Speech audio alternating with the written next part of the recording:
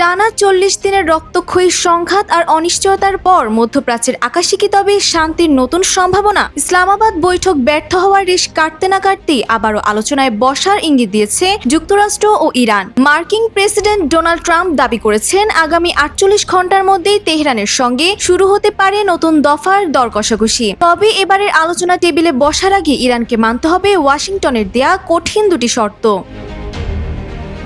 কি সেই দুই শর্ত? ইসরায়েলি গণমাধ্যমের বরাতে এনডিটিভি জানিয়েছে, যুক্তরাষ্ট্রের প্রথম শর্ত হলো গুরুত্বপূর্ণ জলপথ হরমুজ প্রণালী কোনো বাধা ছাড়াই পুরোপুরি খুলে দিতে হবে। ওয়াশিংটন পরিষ্কার জানিয়ে দিয়েছে, ইরান যদি জাহাজ চলাচলে বাধা দেয় তবে পাল্টা ব্যবস্থা হিসেবে ইরানের নিজস্ব ট্যাঙ্কার চলাচলও বন্ধ করে দেয়া হবে। দ্বিতীয়ত, ইরানের প্রতিনিধি দলকে অবশ্যই আইআরজিসি এর পূর্ণ অনুমোদন নিয়ে আসতে হবে। যুক্তরাষ্ট্র নিশ্চিত করতে চায় যে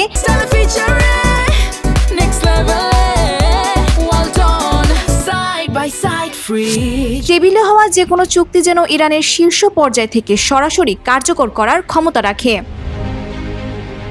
তবে ইরানের অবস্থা কি? যদিও ট্রাম্প দাবি করেছে যে ইরানের পক্ষ থেকে উপযুক্ত ব্যক্তিরা সমঝোতার জন্য যোগাযোগ করেছেন, তবে তেহরান এই দাবিকে সরাসরি নাকচ করে দিয়েছে। তারা বরাবরই বলছে, যুক্তরাষ্ট্রকে আলোচনার টেবিলে বিশ্বাস করা কঠিন।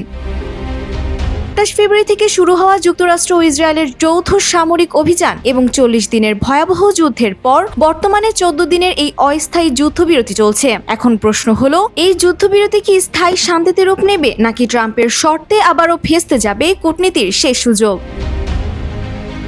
Desk report, Bangladesh bulletin.